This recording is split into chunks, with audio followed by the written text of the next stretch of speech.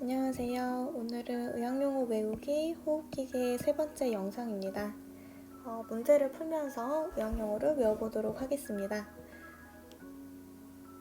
첫 번째 문제는 기관지 또는 목 뒤쪽의 공기 흐름 폐쇄 시 발생하는 협착음을 무엇이라고 하는가입니다.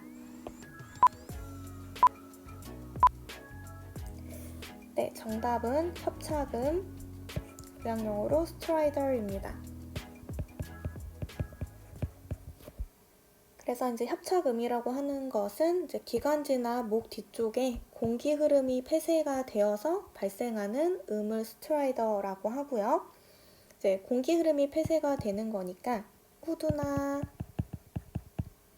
그 기관 막힘과 관련해서 생기는 이제 긴장된 어떤 높은 음을 스트라이더라고 합니다. 그래서 이제 협착음 외에 또 비슷한 것으로 위칭이라는 것이 있는데요. 우리 앞에서 한번 나왔던 단어인데 위칭 아니면 위츠라고 하고요. 이제 천명음이라고 하죠. 그래서 위츠나 위칭 같은 경우는 이제 이것도 뭔가 쌕쌕거리는 그런 음이 들리는 건데 이제 스트라이더와 위칭의 약간의 차이는 이제 협착음 같은 경우는 이제 숨을 들여 마실 때 흡기 시에 보통 이런 음들이 들리게 되는 거고요. 위츠 같은 경우는 이제 호기 시 이제 뱉는 숨에서 이제 들리는 어떤 쌕쌕거리는 그런 소리를 이제 위칭이라고 합니다. 그래서 천명음 같은 경우는 이제 첨식, 에스마라고 하죠. 그래서 천식 등에서 이제 기관지가 좁아져서 들리는 음을 위칭이라고 하고요. 그리고 이제 위칭 스트라이더 외에 한 두 가지 정도 소리와 관련된 이제 의학용어가 있는데요. 이제 레일이라고 하는 것도 있고요. 레일은 이제 수포음이라고 하는데 또 다른 그 동의어로는 크래클이라고 합니다. 그래서 이제 수포음도 이제 어떤 비정상적인 소리 종류 중에 하나인데 이 수포음은 보통 폐포 속에 액체 성분이 차 있을 때 나오는 소리입니다. 그래서 이 폐포 속에 액체가 차 있을 때 나는 소리인데 이 크래클이라고 하는 그 수포음은 마치 이제 눈을 밟을 때 하늘에서 내리는 그 눈이 쌓여서 그 눈을 밟을 때 나는 소리와 비슷하다고 해서 우리나라 용어로 악설음이라고도 하고요. 그래서 액체가 이제 차 있을 때 나는 소리인데 보통은 이제 뭐 폐렴이나 신부전 등으로 이제 폐포 내에 이제 퍼스라고 해서 그 고름 같은 것을 얘기를 하죠. 고름 같은 게 이제 차 있을 때 그런 액체가 이제 있을 때 나는 소리가 이제 크래클, 레일, 스포음이 되겠습니다. 그리고 이제 마지막으로 또 소리 종류 중에 런커스라고 하는 게 있는데 얘는 이제 건성 스포음이라고 하고요. 그래서 이제 건성 스포음은 스푸툼, 가래 등과 같이 기도가 막혀 있을 때 나는 소리로 이제 알려져 있습니다. 그리고 이제 뭐 런커스라든지 이제 위칭 같이 이렇게 뭐 기관지가 좁아져서 이러한 이제 소리들이 나는데 이러한 것들을 완화시키기 위해 사용하는 것을 네뷸라이저라고 하는 어떤 분무형 기구를 사용을 하게 되고 이제 약재로는 이제 대표적으로는 벤톨린이라고 하는 그런 기구를 사용을 하게 됩니다. 그래서 이제 천식 환자들 같은 경우에 보면은 뭐 이렇게 입으로 들여 마실 수 있는 그 기구를 가지고 다니죠. 이걸 이제 뉴블라이저라고 하는데 여기에 이제 약을 이제 넣게 되고 이런 벤톨린이라고 하는 기관지를 확장할 수 있는 그런 약재를 넣고 이제 입으로 이제 마시게 되면은 이런 기관지가 좁아져서 나타나는 이런 소리들의 증상을 완화시킬 수 있는 기구입니다. 그래서 이것도 추가로 같이 알아주시면 좋을 것 같고요. 그다음 이제 두 번째 문제는 주로 식물의 꽃가루 등으로 발생하는 알레르기 반응으로 헤이피버, 건초열이라고 하는 용어와 동의어인 것은 무엇인가입니다. 정답은 알러지 리나이티스 알레르기성 비염입니다. 그래서 이제 보통 꽃가루 등으로 발생하는 알레르기 반응이 이제 알레르기성 비염 리나이티스고요. 이제 동의어로 헤이피버, 건초열이라고 하고 추가적으로 이제 콧물이 나오는 비염 중에 이제 코감기를 무엇이라고 하냐면 의학용어로 이제 코라이자라고도 하고요. 그래서 코라이자 같은 경우는 이제 콧물이 다량으로 이제 나오고, 이제 보통은 그냥 감기라고 하는 거는 우리 커먼 콜드라고 하죠. 그래서 보통은 이제 커먼 콜드 감기보다도 또 콧물이 많이 나오는 것을 이제 코라이자라고 하고, 이제 꽃가루 등으로 발생하는 알레르기 반응은 이제 알레르기성 비염이다. 다음은 3번 문제는 만성적인 염증에 의해서 그 비점막의 부종 및 비호화가 나타나 비폐색, 비루, 후각장애 등이 발생하는 것을 무엇이라고 하는가입니다.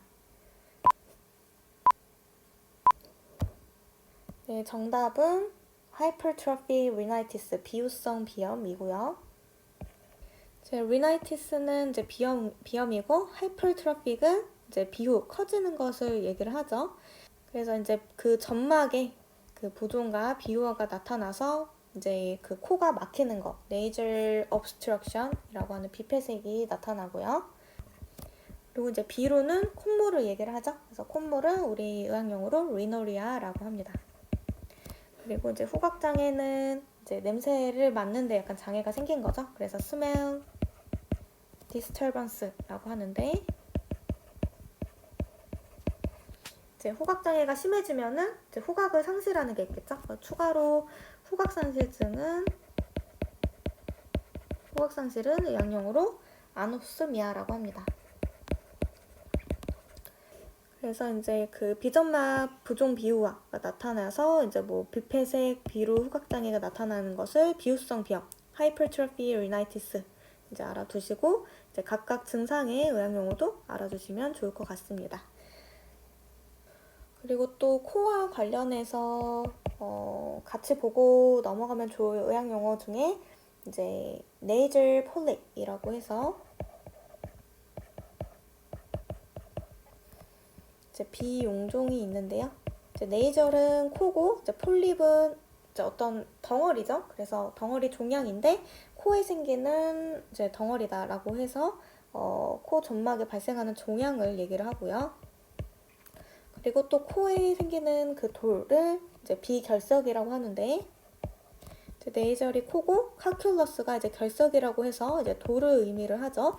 그래서 돌은 또 이제 의학용어로 리소라고 하는데, 그래서 이제 네이절 카큘러스를 또 동의어로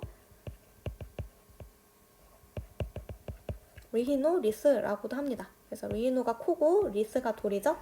그래서 이 용어도 같이 알아두시고, 이제 리스와 관련해서 이제 이게 돌이라고 했는데, 이 의학용어로 이제 많이 나오는 거 그냥 추가로 또 같이 한 번에 또 외우거나 지금 봐놓으면 또 좋으니까, 이제 담석이라고 해서 담낭에 생기는 돌도 이제 한 번쯤 들어봤을 건데요.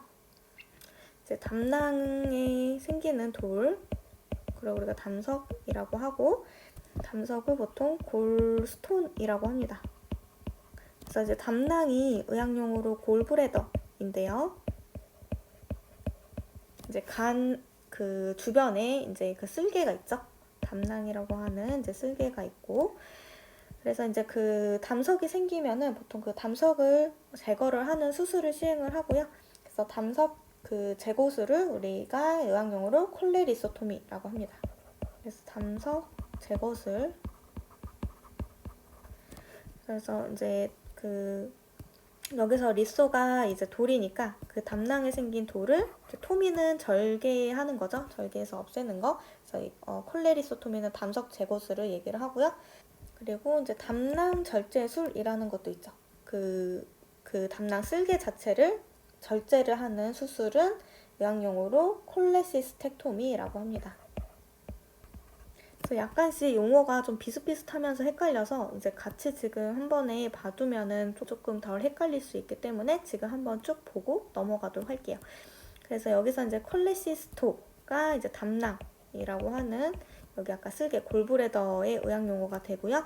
이제 액토미는 절제하는 그 용어죠. 절제술의 그 의학용어여서 콜레시스텍토미는 담낭 절제술을 이제 의미를 합니다.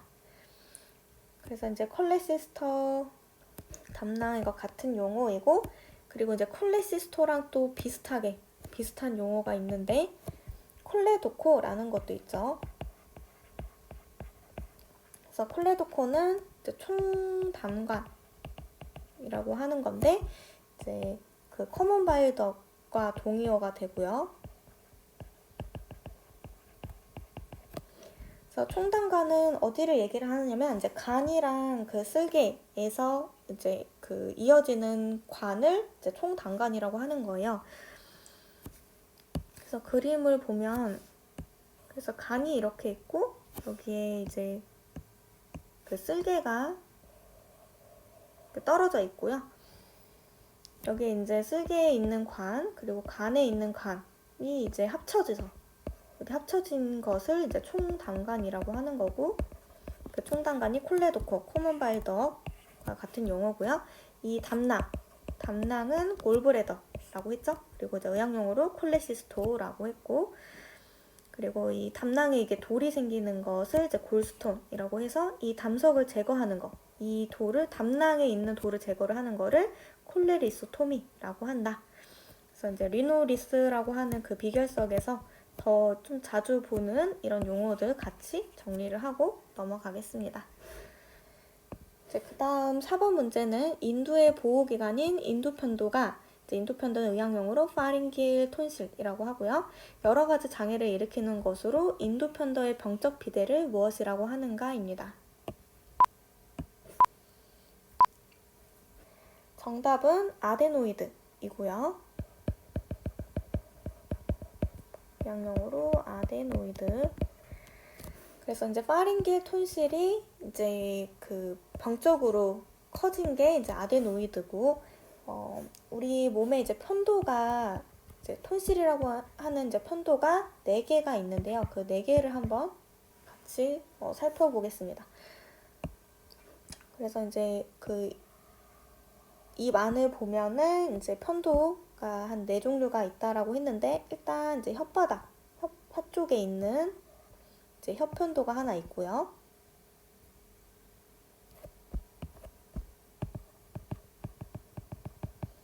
그래서 혀편도에서 이제 편도는 톤실이고 혀는 링규얼이니까 의학용어로 링규얼 톤실. 혀편도가 되고요. 그리고 이제 그 목구멍 쪽에 있는 편도, 양쪽에 이제 2개가 있는데 이제 목구멍 편도, 구개편도라고 하는 게 있고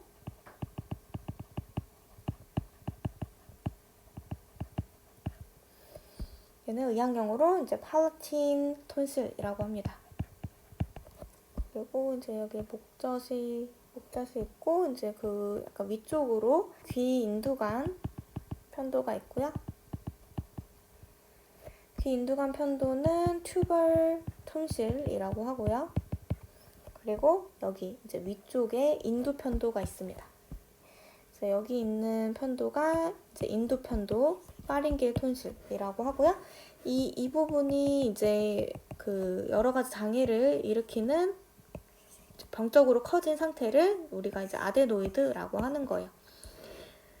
그래서 이제 파링길 톤실이 문제가 생겨서 병적으로 커진 게 아데노이드고요. 그리고 보통 이 팔라틴 톤실에서 이제 염증이 생긴 거를 이제 편도선염이라고 합니다. 그래서 여기 염증이 생겼다 해서 톤실 라이티스라고 하고요. 이게 톤실에 ITIS가 붙으면 염증을 나타내는 의학용어죠. 그래서 이제 톤실라이티스까지 알아주시면 됩니다. 그래서 이제 이 편도라고 하는 것 자체가 이제 우리 몸에 4개가 있다고 했고, 그 인두의 이제 입구를 둘러싸듯이 존재를 하는 일종의 림프 장치로 알려져 있는 곳입니다. 그 다음 5번째 문제는 코 주위에 얼굴뼈 속에 있는 빈 공간에 염증이 생겨서 회복되지 않고 3개월 이상 그 염증이 지속되는 것을 무엇이라고 하는가입니다. 정답은 크로닉 사이누사이티스 만성 부비동염입니다. 그래서 이제 크로닉이 만성이고 사이누사이티스가 부비동염인데요. 여기 뒤에 ITIS가 이제 염증이란 뜻이고 이제 사이누스가 부비동이 되겠죠. 그래서 이제 사이누스는 부비동인데 이 부비동이라는 곳은 얼굴 그 코 주위 뼛속에 있는 빈 공간을 이제 이 부비동이라고 하는 겁니다. 거기에 이제 염증이 생겼는데 그게 이제 3개월 이상 지속되는 것을 이제 만성 부비동염이라고 하고요. 3개월 이상 지속되면 만성인데 얘가 이제 그 부비동염이 생긴 게 4주 미만이다. 그러면 이제 급성 부비동염이 되는 거예요. 그래서 이제 똑같이 사이노사이티스인데 급성이니까 아큐시 붙겠죠? 그래서 아큐 사이노사이티스라고 하고요. 그래서 이 부비동이라고 하는 것은 뼛속에 있는 빈 공간이라고 해서 여기가 이제 코와 연결이 되어 있어서 이제 뭐 환기라든지 뭐 배설, 분비물 배설 같은 게 이루어지는 곳인데 여기에 염증이 생기면은 이 부분이 이제 막히게 되겠죠?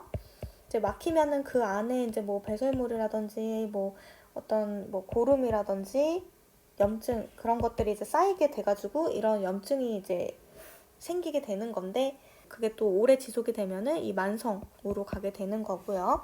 부비동염이 생기게 되면은 이런 배설물들이 막 쌓이게 되고 분비물들이 농성 분비물들이 이제 쌓이게 된다고 했는데 이런 것을 우리가 또 이제 축농증이라고 합니다. 부비동염이 이제 축농증과 이제 뭐 거의 동의어다라고 생각을 해주시면 되고요. 축농증이 생겼을 때 이게 심하면은 보통 그 처치를 이제 수술을 하게 되는데 이제 대표적인 치료법으로 FESS라는 것을 하게 됩니다. 그래서 FESS는 이제 또 약어인데 이제 어떤 약어냐면은 기능적 내시경 부비동술이라고 하고요. 그래서 여기 F가 이제 기능이니까 펑셔널 되는 거고 이제 내시경은 엔도스코픽이죠. 그래서 E에서 이제 엔도스코픽.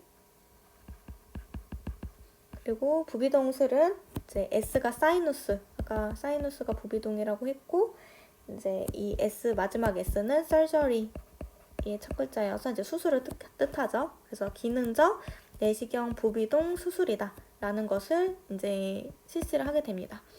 그래서 원래는 이제 요즘에는 기술이 발전을 해서 이런 내시경 수술이 많이 진행을 하고 있는데 예전에는 이런 축농증 수술 대표적으로는 콜드웰 럭 오퍼레이션 같은 것을 많이 시행하기도 했습니다. 그럼 이제 정리를 해보면은 코 주위에 얼굴 뼈 속에 있는 빈 공간을 이제 사이누스 부비동이라고 하고 여기에 이제 염증이 생긴 게 사이누사이티스인데 얘가 이제 3개월 이상 지속이 된다. 그럼 크로니 사이누사이티스라고 하고 보통 이제 부비동염은 이제 축농증이라고 하는데 이 축농증을 이제 치료를 하는 대표적인 수술로는 FESS가 있다. 그래서 F 펑셔널, E 엔도스코픽, S 사이누스, S 설저리 해서 기능적 내시경 부비동술을 이 수술을 내시경 수술을 자주 한다라고 정리를 해주시면 될 것 같습니다. 그 다음 6번째 문제는 이제 인플루엔자 바이러스에 의한 급성 호흡기 질환을 무엇이라고 하는가입니다. 정답은 플루 독감이고요.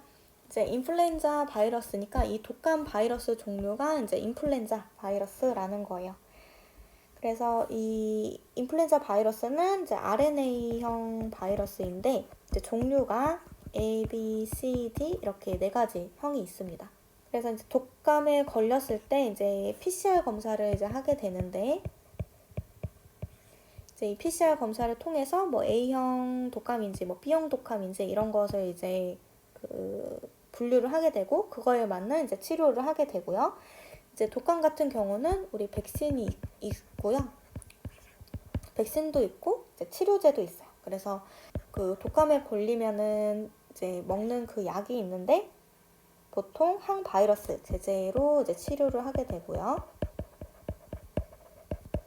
이제 대표적인 걸로 이제 타미플루가 있죠. 그래서 이제 독감은 이제 인플루엔자 바이러스에 의한 급성 호흡기 질환이다. 이렇게 알고 계시면 되고 그리고 이제 요즘에 우리 계속 문제가 되고 있는 질병이 있죠. 그래서 코비드 19라고 해서 이제 우리 19년도에 코로나 바이러스가 발생을 했잖아요.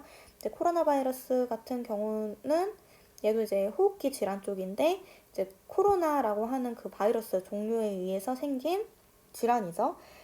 그래서 이제 코비드19 같은 경우도 이제 호흡기 질환 쪽이어서 이제 열이 난다거나 37.5도 이상으로 발열이 난다거나 기침을 하고 호흡곤란이나 아니면 오한, 뭐 근육통, 후각산시 이런 증상을 보이는 게 이제 코비드19입니다.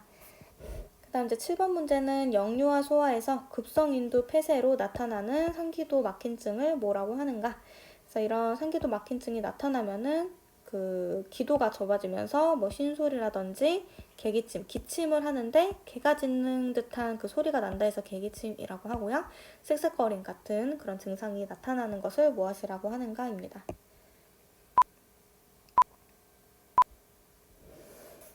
그래서 정답은 이제 크룹이라고 하고요. 이제 크룹이라고 하는 거는 이제 급성 인두 폐쇄로 나타나는 상기도 막힌증이잖아요. 그래서 이제 기도가 막힌다 해서 이제 아큐트 동의어로 아큐트 obstructive laryngal tracheal bronchitis라고 합니다. 그래서 이제 아큐트는 급성이라는 뜻이고 obstructive는 이제 폐쇄성이죠. 라링고는 이제 후두잖아요. 후두라는 의학용어고 트라키오는 기관이죠. 그리고 브론카이티스, 브론코가 이제 기관지, 그리고 ITIS가 이제 염증인데 후두 기관 기관지 염증을 후두 상기도 막힘증이라고 합니다. 그래서 이제 크룹이라고 하는 거는 급성 폐쇄성 후두 상기도 막힘증이랑 이제 같은 용어로 이제 쓰이게 되고요. 후두 점막에 이제 부종이 심해져서 기도가 이제 좁아지면서 뭐 쉰소리, 개기침, 쌕쌕거림 이런 증상이 나타나는 것을 이제 크롭이라고 합니다. 그 다음 마지막 문제, 8번째 문제는 DPT라고 하는 예방접종과 관련이 있는 질병은 각각 무엇인가입니다. 그래서 이제 DPT라고 하는 것 자체가 이 질병의 첫 글자를 다 딴 거고요. 그래서 DPT라고 하는 예방접종은 3가지 질병을 예방할 수 있는 이제 예방접종이고, D 같은 경우는 이제 디프테리아라고 하는 질병의 첫 글자고요. 그래서 디프테리아에 걸리면은 뭐 열이 나고 편두손이 붓고 이런 증상이 나타나고, 이 디프테리아는 1급 그 감염병으로 분류가 되어 있습니다. 그래서 1급 감염병 같은 경우는 뭐 발생하면은 바로 신고 들어가야 되고요. 그래서 디프테리아 균에 의해서 생기는 디프테리아라는 질병이고, 이제 보통 이제 그 검사를 시크 테스트를 통해서 이제 진단을 할 수가 있습니다. 시크 테스트라고 하는 검사 종류도 같이 알아주시면 좋을 것 같고요. 그다음 이제 P 같은 경우는 이제 펄투시스라고 하는 백일해라는 질병이고요. 그래서 백일해도 이제 걸리게 되면은 뭐 인두, 후두 기간에 이제 급성 감염증을 일으켜서 뭐 경련성 기침이 일어나고, 보통 백일해는 3세에서 5세 사이에 이제 어린이들에게 많이 이제 걸릴 수 있는 그런 질병입니다. 그래서 백일해 같은 경우도 이제 감염병의 종류고요. 얘는 2급 감염병으로 분류가 되어 있습니다. 그다음 마지막 T는 이제 테타누스라고 하는 파상풍 질병이고요. 이제 파상풍도 파상풍균에 의한 생기는 이제 질병이고 3급 감염병으로 분류가 되어 있어요. 그래서 이제 독소가 파상풍 같은 경우는 신경계 쪽으로 이제 침범을 해가지고 근육의 긴장성 연축 같은 것을 일으키는 질병을 이제 파상풍이라고 합니다. 그래서 이제 디프테리아, 백일의 파상풍 이런 것을 이제 예방을 할 수 있는 예방접종을 이제 DPT라고 하고요. 각각 이제 어떤 질병을 예방을 하는지 같이 이제 용어 외워주시면 좋을 것 같습니다. 그래서 오늘은 여기까지 해서 호흡기계 쪽 증상 용어를 같이 외워보았고요. 이제 오늘 영상은 여기까지 하고 마치도록 하고, 다음 영상에서는 또 다른 주제로 공부를 해보도록 하겠습니다. 감사합니다.